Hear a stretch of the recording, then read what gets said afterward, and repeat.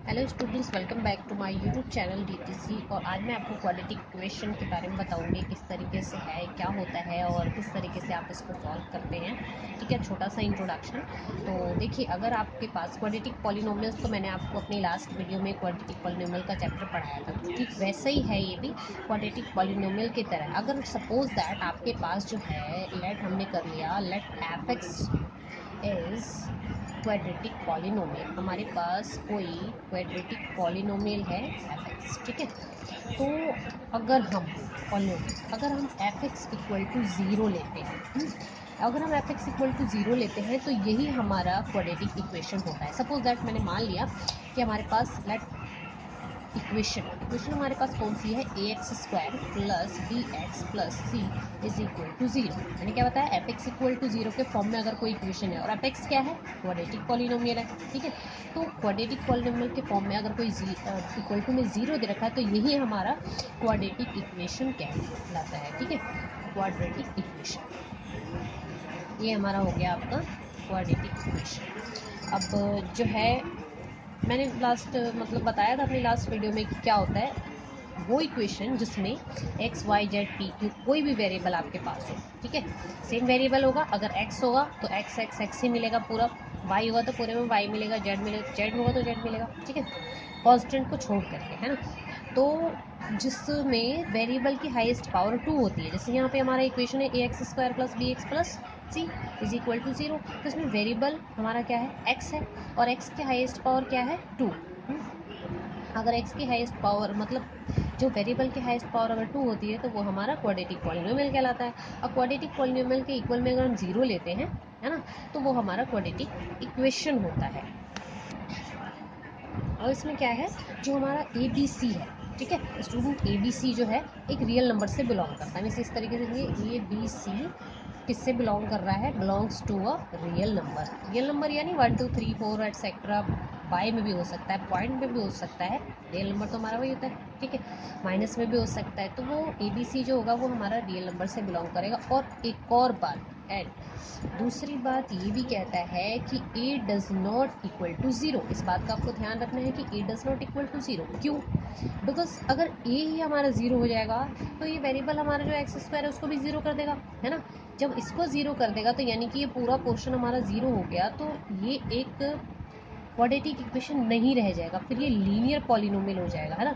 Linear polynomial और linear equation के form में हो जाएगा, बिकॉज ये पार्ट तो हमारा ज़ीरो हो गया ना, जो हाईएस्ट पावर था। तो इस वजह से ए जो है वो हमारा जीरो के इक्वल नहीं होना चाहिए, ठीक है। वेल स्टूडेंट, ये तो हमने जान लिया कि क्या हमारा क्वाड्रेटिक पॉलिनोमियल क्या होता है, इक्वेशन क्या होता है, और उसमें क्या क्या उसकी कंडीशंस होनी चाहिए जिसकी वजह से वो क्वाड्रेटिक इक्वेशन होगा, ठीक है। तो अब हम बात करते हैं सॉल्यूशन की, कि क्वाड्रेटिक इक्वेशन को सॉल्व कैसे करते हैं, ठीक है। तो दो मेथड होता है, ठीक है। फर्स्ट हमारा होता है फैक्टराइजेशन मेथड यानी फैक्टर मेथड, और दूसरा आपका आता है श्रीधराचार्य मेथड। श्रीधराचार्य मेथड हम बाद में पढ़ेंगे, सबसे पहले हम फैक्टर मेथड से देखते हैं। तो ये इक्वेशन आपको सॉल्व करना है फैक्टर मेथड से। इक्वेशन है आपका x square plus 6x plus 5 is equal to zero. Solve करके बताना है कि जो है इसका क्या क्या सॉल्यूशन आएगा, इक्वेशन का क्या क्या इसके फैक्टर होंगे, ठीक है। तो बात करते हैं, देखिए यहाँ पे हमारा कुछ नहीं है तो हम सपोज दैट 1 ऐड कर दें। अब 5 1 जब 5, आपको क्या करना है, 5 इंटू 1 5 हो जाएगा। अब आपको 5 के ऐसे फैक्टर करने हैं जो कि प्लस या माइनस करने पर 6 हो जाए और मल्टीप्लाई करने पर 5 हो जाए, सॉरी, प्लस या माइनस करने पर जो है वो 6 हो जाए और मल्टीप्लाई करने पर क्या हो, 5 हो जाए। हाँ बिल्कुल सही है। तो देखिए किस तरीके से करेंगे, अगर 5 1 6 होता है और 5 1 जा क्या होता है 5, तो बिल्कुल बैठ गया हमारा सही तरीके से। तो हम क्या करेंगे, 6x को ब्रेकआउट कर देंगे, किसमें, 5x प्लस x, और प्लस का 5 ऐसे ही नोट कर देंगे हम। इन दोनों में क्या कॉमन दिख रहा है, सीधे सीधे पता चल रहा है भाई x कॉमन है। तो यहाँ से क्या बचा आपका, x की 2 पावर थी, एक बाहर आ गया तो हमारा से बच गया x प्लस 5। अब इन दोनों में क्या कॉमन है, कुछ भी नहीं, तो 1 कॉमन है, x plus 5 is equal to में क्या चल रहा है, 0। x प्लस 5 फिर से कॉमन आ गया तो क्या करेंगे, x प्लस 5 को एक साथ लिख लेंगे, और x प्लस 1 हमारा ये हो गया बात, और इक्वल टू क्या है, 0। तो x की वैल्यू क्या क्या आई, कैसे सॉल्व कर, x की वैल्यू क्या करेंगे, एक बार इसको हम एक बार 0 के बराबर ले लेंगे, यानी x plus 5 is equal to 0। तो x इक्वल टू क्या आ जाएगा हमारा, माइनस का 5। उसी तरीके से अगर हम x प्लस 1 को 0 के इक्वल लेते हैं तो x इक्वल टू क्या आ जाएगा हमारा, माइनस का 1। तो हमारे दो सॉल्यूशन हो गए, -1 -5। ठीक है, मैंने आपको पहले भी जब मैंने पॉलिनोमियल पढ़ाया था तो उसमें मैंने आपको बताया था कि जितनी हाईएस्ट पावर होती है उतने ही उसके सॉल्यूशन होते हैं। तो इसमें x की हाईएस्ट पावर क्या थी, 2, यानी इसके सॉल्यूशन कितने आएंगे, 2 आएंगे, है ना। तो 2 हमारे सॉल्यूशन हो गए, -5 और -1। चलिए स्टूडेंट, एक और क्वेश्चन देख लेते हैं कि ऐसा अगर हो, इसमें तो था क्या था कि x के आगे कोई मतलब कांस्टेंट वैल्यू नहीं थी, है ना, कोई भी कोफिशिएंट नहीं था, तो इसके वजह से हमने क्या किया कि उसे सॉल्व कर दिया, इजीली सॉल्व हो गया। अब थोड़ा सा x के साथ, x स्क्वायर के साथ है, एक रियल नंबर है, तो इसे आप किस तरीके से फैक्टर करेंगे। बहुत से स्टूडेंट्स मतलब वीडियो में इस चीज़ को लिखते हैं कि हमें फैक्टर करना नहीं आता, तो देखिए स्टूडेंट बहुत ध्यान से देखेंगे आप, तो आपको फैक्टर करना ईजी तरीके से आ जाएगा। तो देखिए क्या है, आपको क्या करना है, फर्स्ट और लास्ट की मल्टीप्लाई कर देनी है ना। फर्स्ट और लास्ट यानी एक्स स्क्वायर का कॉफिशिएंट और कांस्टेंट टर्म की मल्टीप्लाई करनी है ना। तो 9 इंटू -2, एक्स स्क्वायर का कॉफिशिएंट क्या है, 9, और कांस्टेंट टर्म्स क्या है हमारा, -2। तो 9 2 कितने होते हैं हमारे, 18, और प्लस माइनस या माइनस का साइन, तो यहाँ पे माइनस का 18 आ गया, है ना। अब आपको क्या देखना है, 18 के ऐसे फैक्टर करने हैं जो कि प्लस या माइनस करने पर तो 3 हो जाए, और मल्टीप्लाई करने पर 18 हो जाए। मल्टीप्लाई करने पर तो 18 आना चाहिए, और प्लस या माइनस करने पर इसके बीच वाले जो टर्म्स है उसके बराबर आना चाहिए। तो बीच का टर्म क्या है, -3। अगर 18 को ऐसे लिख दूँ 6 इंटू 3, तो कितना हो जाएगा, 6 3 जा 18 हो जाएगा। अब देखिए यहाँ पे क्या लिखा हो, यहाँ पे लिखा है माइनस का 3, आपको माइनस का 3 चाहिए। और माइनस का 3 किस तरीके से आएगा, माइनस का 3 जो है जब आएगा जब हम बड़े, देखिए 6 और 3 में से कौन सा बड़ा है, 6 बड़ा है, तो 6 पे अगर हम माइनस का साइन लगाएंगे तब जाके क्या हो जाएगा, माइनस का 18। तो देखिए स्टूडेंट बन गया ना हमारा फैक्टर, 9 की मल्टीप्लाई हमने 2 से करी तो माइनस का 18 आया। अब हमें -18 के ऐसे फैक्टर करने हैं जो कि प्लस या माइनस करने पर 3 आ जाए और मल्टीप्लाई करने पर 18 आ जाए, है ना। तो हमने क्या किया, माइनस का 6 और 3 ले लिया, तो 6 3 हमारा कितना होता है, 18, और हमें किसका चाहिए, माइनस का चाहिए। तो इस चीज़ का ध्यान रखेंगे, बहुत से स्टूडेंट क्या करते हैं, गलती कर देते हैं इस चीज़ की, प्लस और माइनस की, इसी वजह से उनकी मिस्टेक हो जाती है और सवाल फिर हमारा पूरा गलत हो जाता है। तो इस तरीके से नहीं होना, इस चीज़ को आप ध्यान से देखिए।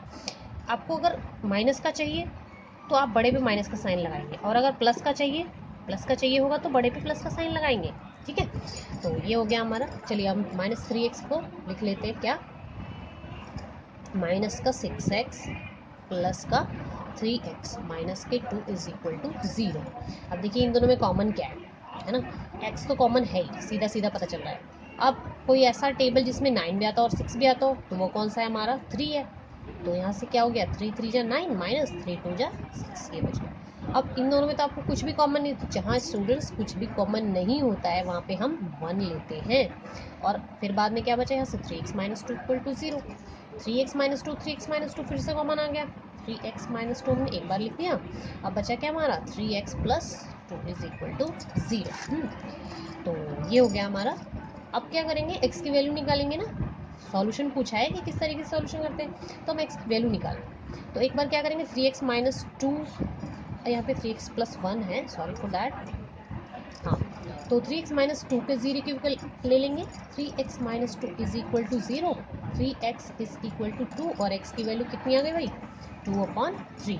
अब बात करते हैं इसके सेकेंड वैल्यू की, तो 3x प्लस 1 इक्वल टू क्या चल रहा है, 0, 3x, इसको उधर लेके जाएंगे साइन चेंज हो जाएगा, x की वैल्यू कितनी आ गई, माइनस के 1/3, ठीक है।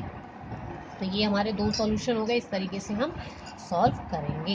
क्वाड्रेटिक इक्वेशन को अगर सॉल्यूशन के लिए कहता है तो फैक्टर मेथड से हम इस तरीके से सॉल्व करते हैं। चलिए स्टूडेंट एक और हम फैक्टर देख लेते हैं। देखिए रूट वाले जो फैक्टर होते हैं वो बहुत से स्टूडेंट क्या होता है, रूट वाले उन्हें समझ में नहीं आते, रूट वाले को वो कहते हैं कि बहुत ज़्यादा टफ है, लेकिन ये एक्चुअली में ईजी बहुत ज़्यादा होता है, बस थोड़ा सा दिमाग लगाने की आपको ज़रूरत होती है, बस ज़रा सा दिमाग लगाने की ज़रूरत है। देखिए तो क्या करना है, एक्स स्क्वायर का जो हमारा वैल्यू है, एक्स स्क्वायर का जो कॉफिशिएंट है, वो और कांस्टेंट टर्म्स की मल्टीप्लाई करनी है, तो मैंने पहले भी आपको बताया, ठीक है।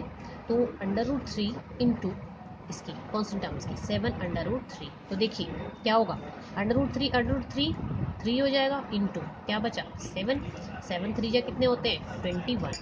तो अब आपको क्या करना है, 21 के ऐसे फैक्टर करने हैं जो कि प्लस और माइनस करने पर 10 आ जाए, और मल्टीप्लाई करने पर क्या आ जाए, 21 आ जाए। ठीक है, तो फिर से एक बार बता दे रही हूँ, 21 के ऐसे फैक्टर होने चाहिए जो कि प्लस या माइनस करने पर 10 आ जाए, है ना, बीच वाले टर्म्स के बराबर आ जाए, और मल्टीप्लाई करने पर 21 आ जाए। तो ऐसी कोई वैल्यू आपको रखनी है, पुटअप करनी है। तो अगर सीधे सीधे पता चल रहा है 7 3 जा 21 और 7 और 3 कितने होते हैं, 10 प्लस का चाहिए। तो 7 और 3 हम रख लेंगे। तो चलिए रखते हैं, √3x² plus 7x plus 3x plus 7√3 is equal to में क्या चल रहा है, 0। अब देखिए इसमें क्या कॉमन है, इन दोनों में तो हमारा सीधे सीधे पता चल रहा है x कॉमन है, तो यहाँ से क्या बचेगा, √3x प्लस 7। अब इनमें क्या कॉमन है, अब आपको इसमें आप कंफ्यूज हो जाएंगे, भाई यहाँ से क्या कॉमन लूँ। अब यहाँ पे तो सीधे पता चला कि यहाँ पे क्या आ गया, हमारा √3x आ गया, यानी जो वैल्यू यहाँ आती है वो भी यहाँ भी वही वैल्यू आएगी। इतना सा दिमाग आपको लगाना पड़ेगा कि जो वैल्यू हमने यहाँ नोट करी है वही वैल्यू इधर भी आनी चाहिए। तो √3 कैसे आएगा, √3 आएगा जब हम √3 इन दोनों में से कॉमन ले लेंगे। ठीक है, तो √3 कॉमन ले लीजिए, कितना बचेगा यहाँ से, √3x। कैसे, देखिए √3 और √3 मल्टीप्लाई करके क्या होगी, मैंने बताया ना, √3 स्क्वायर से रूट कैंसिल हो जाता है और वही वैल्यू आती है जो कि अंडर में रहती है। अंडर में क्या है, 3, स्क्वायर से रूट कैंसिल हो जाएगा तो बचे हमारा क्या, 3। तो यही चाहिए ना हमें, और प्लस 7√3 इज इक्वल टू में क्या चल रहा है, 0। तो देखिए सॉरी, यहाँ पे √3 तो हमारा बाहर चला गया ना, तो यहाँ पे √3 नहीं आएगा, ओनली 7 आएगा। तो x प्लस √3 और दूसरा क्या आया, √3x प्लस 7, ये आ गया बराबर में 0। तो x एक बार x इसको ले लेंगे 0 के equal, is equal to 0, x equal to minus का √3 हो जाएगा, है ना।